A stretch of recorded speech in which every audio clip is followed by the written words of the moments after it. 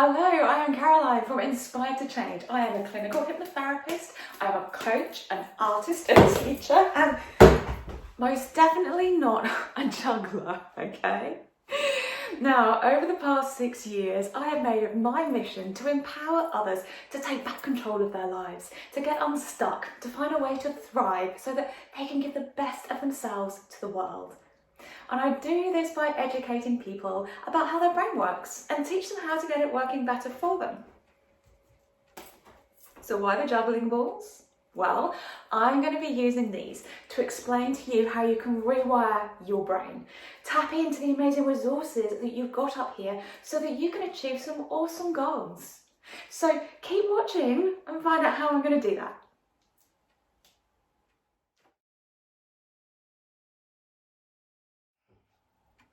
Hello and welcome to week 5 of how to rewire your brain.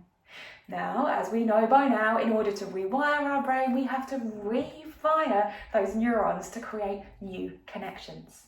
So week 5, that means we are looking at the next R in that word, refire. And this R stands for repeat. Repeat, repeat, repeat.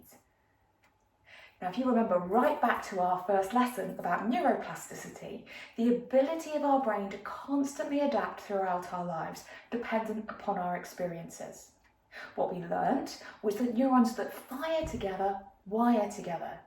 So the more we use a connection, the stronger it gets. But we also learned that neurons that are out of sync fail to link, the use it or lose it theory. Repeated, deliberate practice is what enables neurons to fire together often enough to strengthen that connection and form a new pathway in your brain.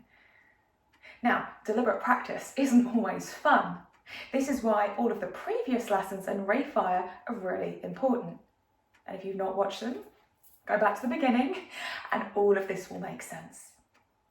Because without a good reason, without the support and accountability of others, we often fail to repeat a new task often enough to rewire our brain.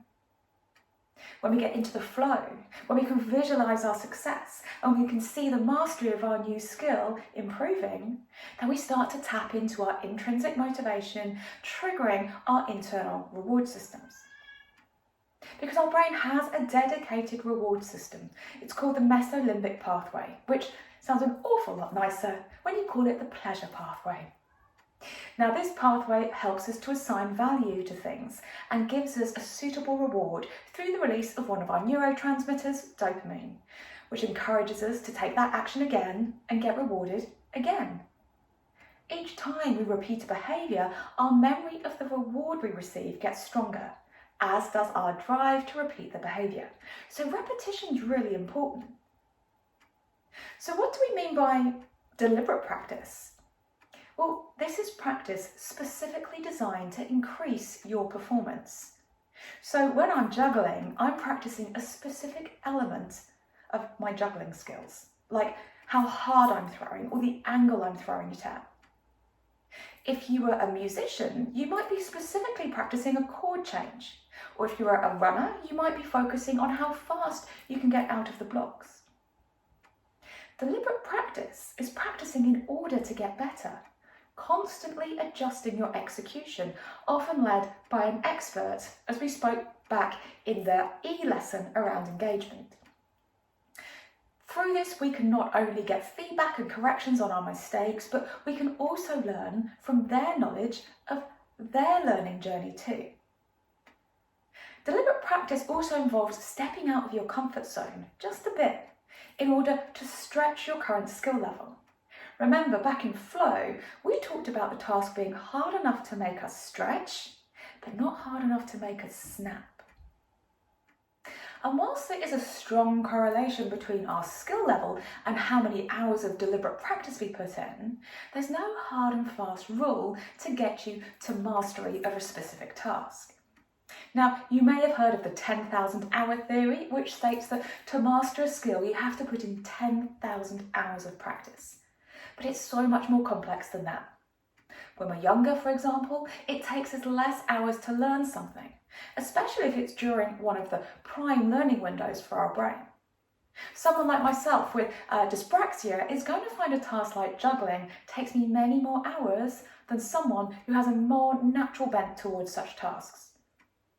And also practice versus deliberate practice will also impact the amount of hours we need to repeat to reach that mastery level.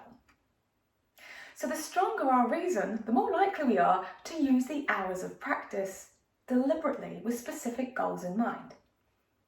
So how do we know when we've done enough practice? Well, one phrase that has really stuck in my head since I heard it is this: amateurs practice until they get it right. Professionals practice until they can't get it wrong. Now, I really like this because it really helps me, who's not very good at pressing the off button when it comes to doing any tasks. I tend to do way more than I need to with things. This phrase, keeping next in my mind, helps me to assess how much more practice I need to do. So let's take my juggling, for example. Now, it may surprise you to hear this, but I do not ever intend to be a professional juggler, okay? So it is just fine for me to put in the right amount of practice to help me get it right. If I'm showing my friends a juggling trick, it won't matter if I don't get it right first time. If, however, I wanted to take my juggling to the stage of, let's say, Britain's Got Talent, then I'm going to need to up my level of deliberate practice, guided by an expert, visualising each step, and repeat until I can't get it wrong. Which will, of course, require a really good, strong reason to keep me motivated. So you can see how all of these earlier lessons are starting to pull together now. So, how has this impacted my juggling practice this week? Well, I've been focusing very much on that deliberate practice. Remember my visualisation script from last week? Well, I've narrowed that down to focus on one key area, getting that initial throw right.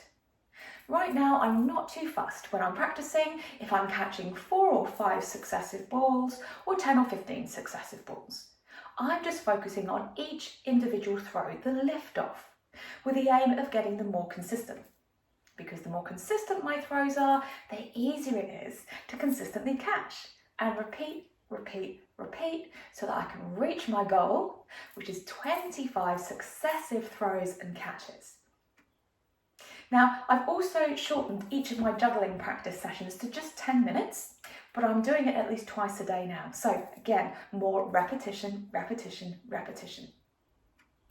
And what I've noticed is that whilst sometimes it feels like I've gone backwards in terms of my juggling because I'm not necessarily throwing as many successive balls, if I change my measurement of success from how many balls I'm juggling to how accurately I'm throwing them, I can see my improvement. So sometimes it's about checking on our markers of success as well. So do you want to have a look and see how this has been impacting me? Yeah? Shall I get the juggling balls out?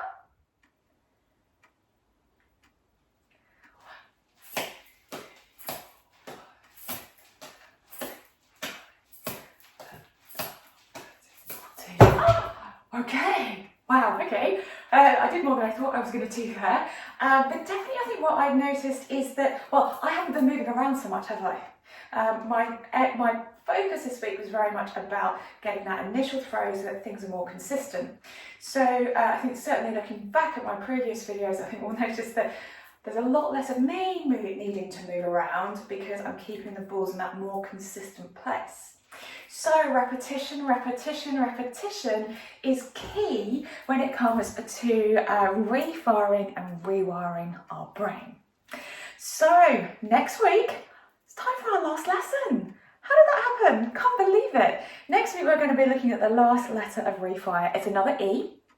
So do join me and we'll find out what that last piece of the jigsaw puzzle is all about.